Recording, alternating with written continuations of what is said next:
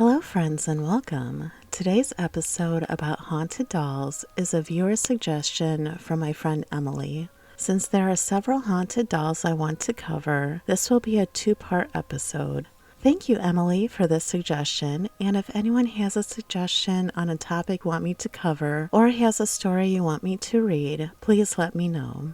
This episode is not suitable for all viewers due to frightening and disturbing situations. Viewer discretion is advised. Now, let's get into the stories.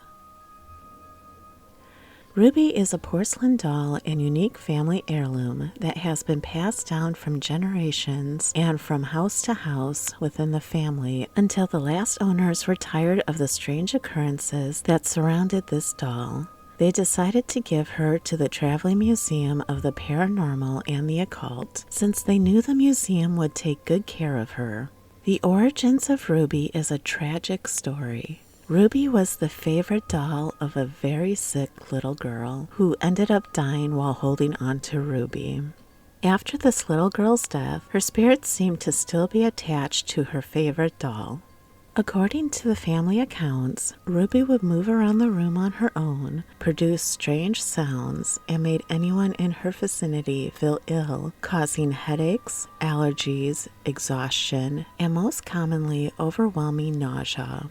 At one point, the active Christian family went against their beliefs about dabbling in the occult and hired a medium to help the little girl's spirit move on. When that didn't work, they resorted in passing Ruby from house to house within the family when the last family member that had her grew tired of the unexplained events and sickness that followed the antique doll. Ruby spent decades stored away in storage units, basements, and hidden in the attic of her former owner, stuffed in a cardboard box with some old board games and books before given to the museum.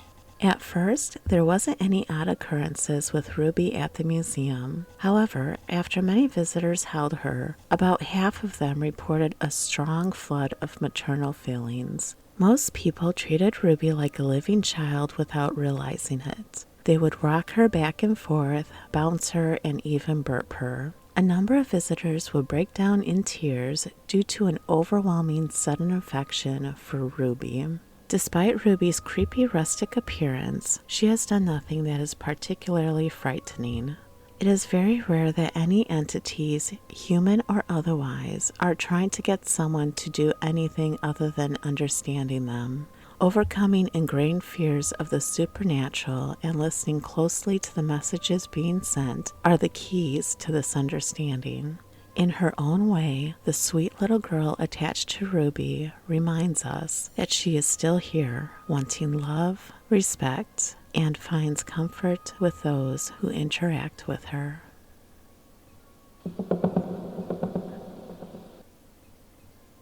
Mandy is a porcelain doll made in England or Germany between 1910 and 1920. Her former owner received Mandy from her grandmother. Mandy was locked in a trunk for many years and was donated in 1991 to the Cornell Museum and Archives in British Columbia.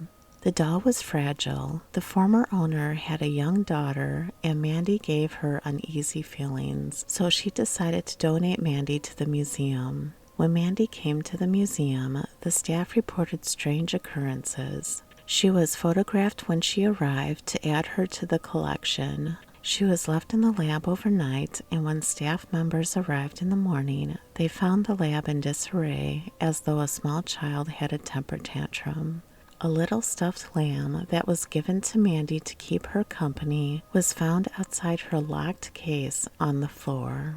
Visitors had witnessed strange experiences with Mandy. A visitor from Calgary tried to videotape Mandy with no success, but was able to tape elsewhere in the museum. A visitor from Surrey reported that when she returned home, her house was broken into and the only item missing was a porcelain doll. A local reporter heard footsteps when being alone at night developing photographs of Mandy in the basement lab. Suddenly, his contact sheet jammed in the machine, which had never happened to him before. Many people have sworn that Mandy's eyes follow them. With Mandy growing in popularity, she had been featured in newspapers and on television in Canada and the United States. In April 1999, Mandy was on the Montel Williams show to meet medium Sylvia Brown. Sylvia believed that Mandy belonged to twins who died of polio and that their mother's grief over the loss of her children was implemented in Mandy. It is the same energy visitors sense when visiting her. To this day, Mandy still has many people visiting her at the museum. Every year, visitors see her in person, read her scrapbook, watch video clips, and hope to witness something supernatural.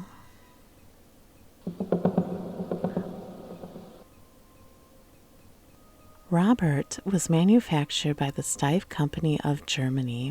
In 1904, Robert was purchased by Robert Eugene Otto's grandfather while on his trip to Germany for little Robert's upcoming birthday. Little Robert, who is also called Gene, was the youngest son of a prominent Key West family. Gene and Robert became inseparable. As rumor would have it, the Ottos and their servants would often hear Gene in his bedroom with Robert having conversations with himself in two entirely different voices. Furthermore, the Ottos would wake up in the middle of the night to Gene's screams, only to find the frightened boy in bed, surrounded by overturned furniture. Gene would blame Robert for messing up the bedroom, while Robert would glare at Gene from the foot of the bed. Soon after, mutilated toys and mysterious happenings would appear in the home, only to have Gene proclaim each time, "Robert did it!" Though his parents didn't quite believe him, it was reported that they could hear the eerie sound of Robert giggling around the house, and passerby even claimed to see a small doll moving from window to window. Robert was eventually moved to the attic, where he remained for a number of years. Gene inherited his family's Key West mansion after his parents passed, at which time Robert returned to his old bedroom, Gene's turret room on the second floor. By then, Gene had been working as an artist, and local folklore insisted that Gene would spend his days alone in his mansion painting with his old friend Robert. Gene eventually married, and the many tales of his wife Annette's disdain for Robert arose. Conflicting rumors surfaced, some alleging that Annette died from insanity after locking Robert in the attic, while others report that Gene died with Robert by his side. Gene died in 1974, and Annette died 2 years later in 1976. The next owner of the mansion lived there 20 years until selling it to the current owners, who operated as a guest house. During this entire time, Robert remained stored in the house after Gene's death. It wasn't until 1994, 20 years after his death, that Robert was donated to the Fort East Martello Museum in Key West, Florida. Robert became a popular attraction with visitors, and he's annually rotated to the Old Post Office and Custom House in October. With Robert's popularity came several legends of the doll. Some versions of these legends include Gene unlocking Robert's supernatural powers when he kept blaming Robert for his childhood mishaps, a claim that Robert was given to Gene from a young girl of Bohemian descent as a gift or as retaliation for a wrongdoing, another claim that Robert moves voodoo figurines around the room and was aware of what went around him, and another version that Robert vanished after Gene's house had changed ownership a couple of times after his death. Although there are different details and versions of how Gene became in possession of Robert and the history of Robert, a central theme of Robert's supernatural abilities to move himself, change his facial expression, and make giggling sounds remains the same. Local legend claims Robert is responsible for car accidents, broken bones, job loss, divorce, and other misfortunes when visitors disrespect Robert or take his picture without permission at the museum. There are many visitors who, after having post-visit misfortunes, of writing letters to Robert apologizing for their behavior and asking him to lift the curse he placed on them. These numerous letters currently cover the walls by Robert's glass case in the museum. Jean's residence now operates as a bed and breakfast called the Artist House, and visitors can even stay in the old turret bedroom.